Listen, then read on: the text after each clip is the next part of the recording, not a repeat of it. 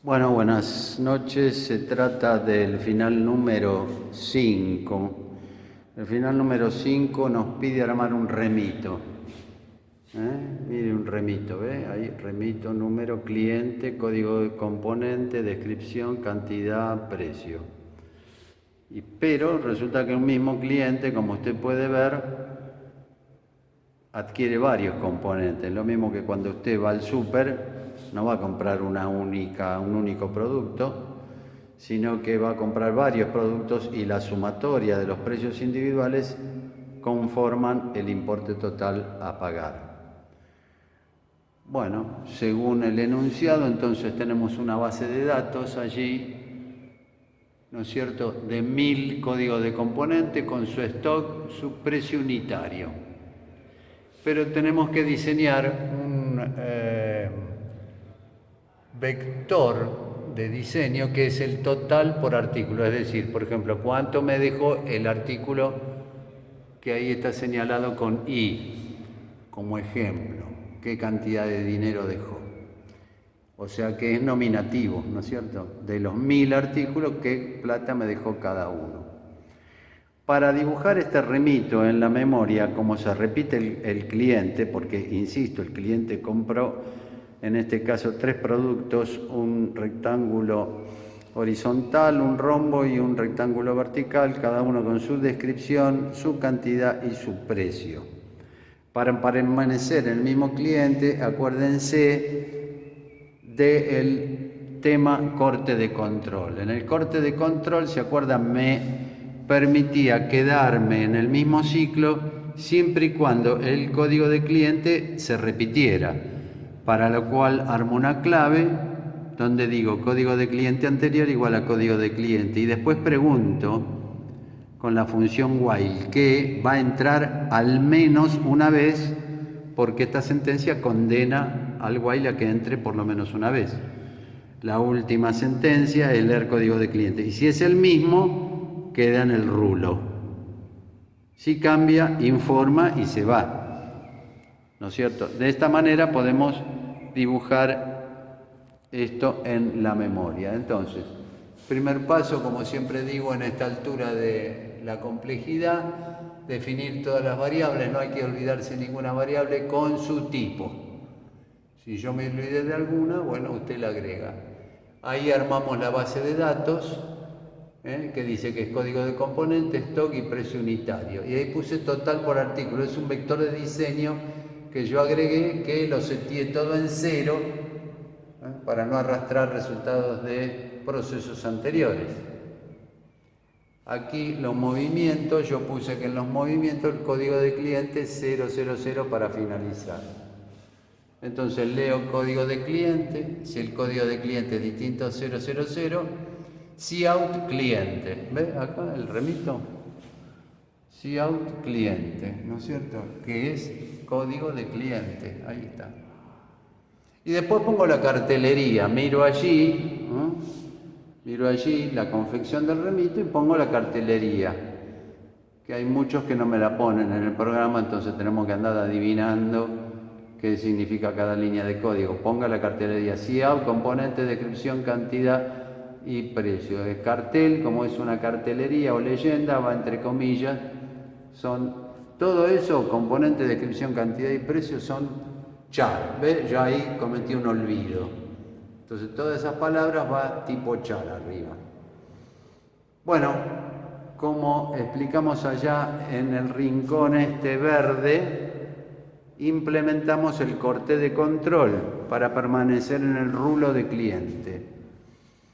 Código de cliente anterior igual a código de cliente. While código de cliente anterior igual a código de cliente, y sí, porque la condené en la sentencia anterior. Pongo la cartelería, código de componente, descripción y cantidad, y ahí busco el componente en la base de datos que previamente tuve que haber cargado. La cargué con Q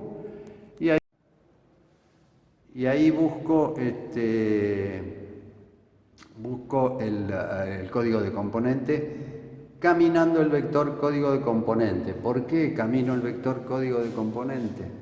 Porque es el que caracteriza el movimiento y es una variable que encuentro vectorizada. Si se da el cruce ese lazo imaginario, es porque lo encontré en la posición I. Mire usted, código de componente, distinto de código de componente, hasta I igual 1000. Y bueno, voy caminando el vector con I. Puede ser que lo encuentre. Si lo encuentro, esto es, acaba doble igual. Acaba doble igual.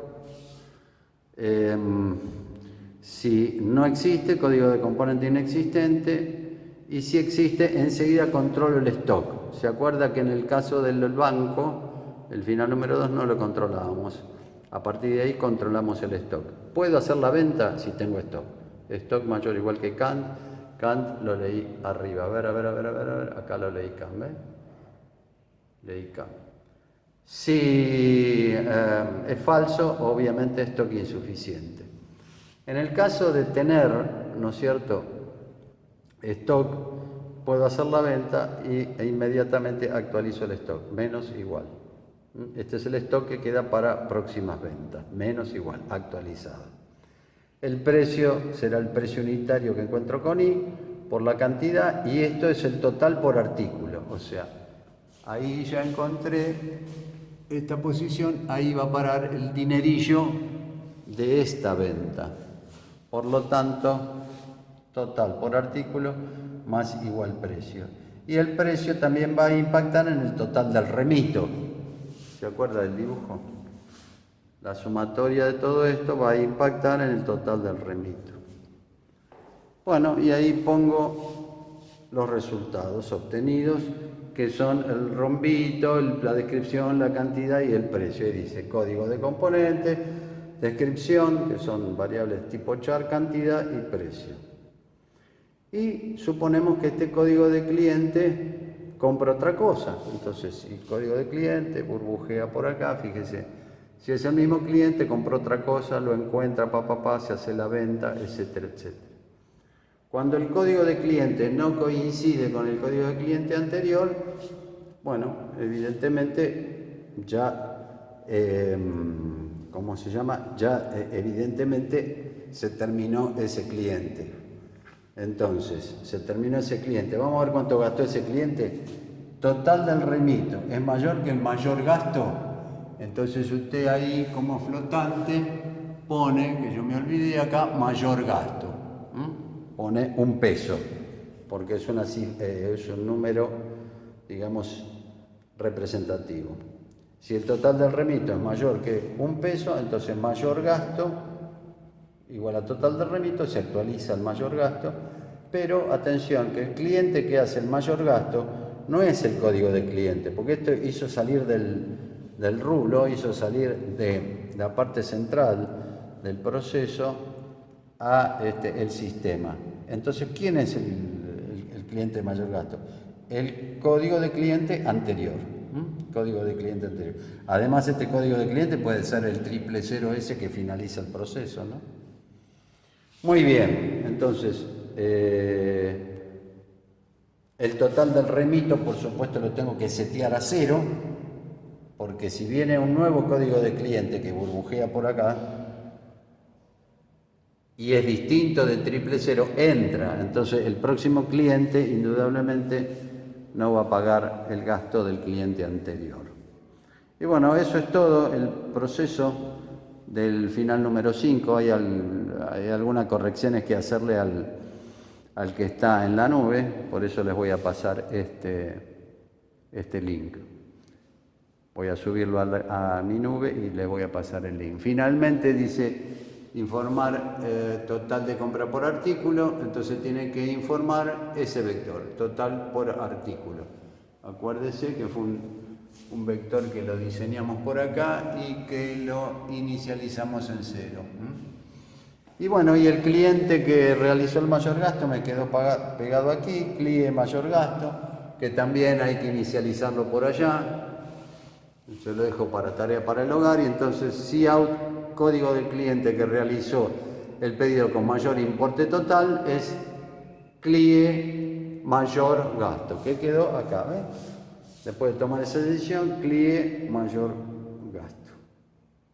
Bueno, muy bien, y ahí tenemos el final Número 5, no se olvide de inicializar arriba según el tipo de variable que usted ha empleado en el programa. Yo alguna que otra me olvidé, omití, bueno, corríjala o agréguela usted. Es un programa que se puede presentar también para promocionar. Muy bien, que tengan buenas noches.